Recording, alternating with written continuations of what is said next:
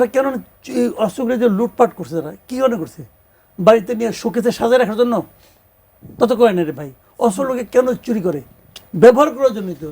তারা সুবিধাজনক সময়ে, সুবিধাজনক পরিবেশে, সুবিধাজনক কারণে তারা এগুলি ব্যবহার করবে। বাংলাদেশের নিরাপত্তা ব্যবস্থা যদি এতই ভালো হয়ে থাকে, তাহলে ভারত কেন বাংলাদেশ থেকে কূটনীতিকদের যে পরিবার তাদেরকে সরিয়ে নিচ্ছে? এটা হলো বাংলাদেশ কি বলেছে যে আমি তার নিরাপত্তা দিতে পারবো না?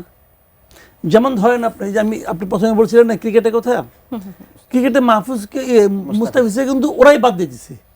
কেন বাদ দিছে? অন্যায়ভাবে দিয়েছে। ওরা বলছে যে ওরা মুস্তাফিজের নিরাপত্তা নিশ্চিত করতে পারছে না। এই তো মূল কারণ তো এইটাই। কতগুলো উগ্রবাদী সংগঠন বলছে যে উনি মুস্তাফিজে খেলতে দিলে পরে তারা পিচ ভেঙে ফেলাবে, হ্যান করবে, ত্যান করবে, অতএব তারা নিরাপত্তা দিতে পারবে না। যখন নিরাপত্তা দিতে পারবে না তখন তারাই বলছে ভাই তোমাকে আমাদের আসতে দিব না, আইসো না আমাদের এখানে। এই তো ঘটনাটা। তো এখানে কি বাংলাদেশ বলেছে যে ভারতের কূটনীতিক দিয়ে আমরা নিরাপত্তা দিতে পারবো না? ও তো বলে নাই। এখন ভারত নিজেরাই ফেরত নিয়ে গেছে, এটা ভারতের উপলব্ধি। ভারত মনে করেছে তাদের কূটনীতিক নিরাপদ না। এখন ভারত কেন মনে করেছে এটা তো আমাদের দেখার ব্যাপার না, ভারত মনে করেছে। এখন এই ভারতের এই মনে করার পেছনে ওই ঘটনাটাও থাকতে পারে, তারা নিরাপদ বোধ করছে না। আবার এমনও হতে পারে এইটাও ভারতের একটা রাজনীতি। ভাই কোনো দেশ যখন কিছু একটা করে না, এর পেছনে একটা রাজনীতি থাকে। কিন্তু এখন ভারত তো এটা তো বাস্তবতা, এটা তো প্রকাশ্য ঘটনা যে ভারত আমাদের অন্তর্বর্তীকালীন সরকারকে সাপোর্ট করছে না, শুরু থেকেই করছে না, তাই না? এখন যদি শুরু থেকে আমি বললাম তো যে আগামীতে একটা পলিটিক্যাল গভর্নমেন্ট আসুক, বিএনপি আসুক, এমনকি জামাত আসুক, দেখেন ভারতের সঙ্গে এইরকম খারাপ সম্পর্ক থাকবে না, সম্পর্ক ঠিক হয়ে যাবে, উন্নত হবে। এর জন্য তো হবে।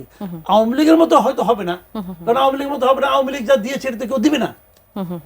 আওয়ামী লীগ তো বলছে আমরা স্বামী স্ত্রীর সম্পর্ক, কারণ এরা তো কেউ স্বামী স্ত্রী হতে চাবে কিনা আমার সন্দেহ আছে। চাওয়া তো উচিত না, শোভন না।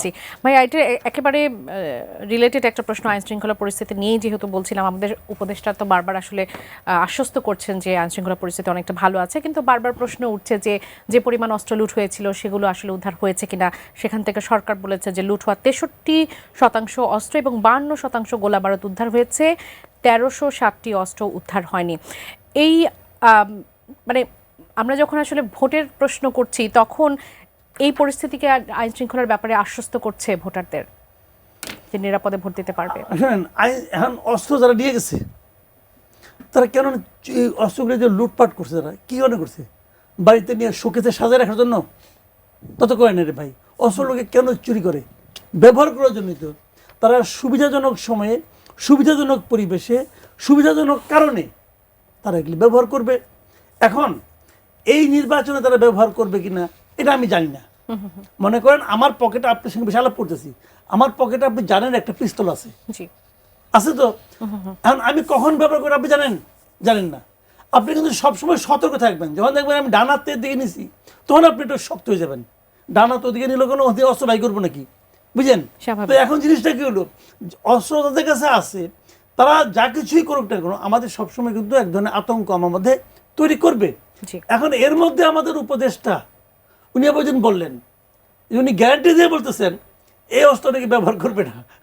এই গ্যারান্টি ওনারা কে দিল এটা আবার আমি বুঝতে পারি নাই। উনি একই সাথে বলছেন যে আসলে এগুলো উদ্ধার করা যাচ্ছে না, কিন্তু নিশ্চয়তা দিচ্ছেন যে আসলে এটা ব্যবহার হবে না। কেন, কিভাবে বুঝলেন উনি? ওনার কথাবার্তা যত আপনি কম সিরিয়াসে ভঙ্গিতে শুনবেন তত আপনি আরামে থাকবেন।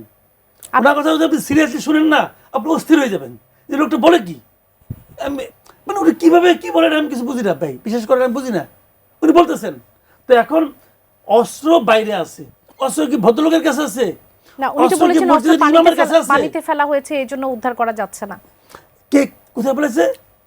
আমাদের স্বরাষ্ট্র উপদেষ্টা বলেছেন অস্ত্রগুলো পানিতে ফেলা হয়েছে, হয়তো সেজন্য উদ্ধার করা যাচ্ছে না। সে তো জানে কোন পানিতে ফেলাইছে, উনি জানেন না, ওনার গোয়েন্দা বাহিনী জানেন না, কিন্তু ফেলাইছে এটা জানে। খুব ভালো কথা, কোথায় ফেলাইছে এটা জানে না। যে ফেলাইছে সে জানে না, যে ফেলাইছে সে কি পানিতে ডুব দিতে জানে না? ডুব দিয়ে নিয়ে আসবো, অসুবিধাটা কি? কাজে এইগুলো জানেন কি খুবই ছেলে মানসিকতা। মানুষ যখন অনেক বয়স হয়ে যায় না তখন তারা কিন্তু একটা ছেলে মানুষ হয়ে যায়। উনিও বাচ্চাদের মতো কথাবার্তা বলতেছেন। এখন আমাদের ভাগ্য, সৌভাগ্য বলতে পারেন, আমরা একজন নিষ্পাপ টাইপের উপদেষ্টা পেয়েছি।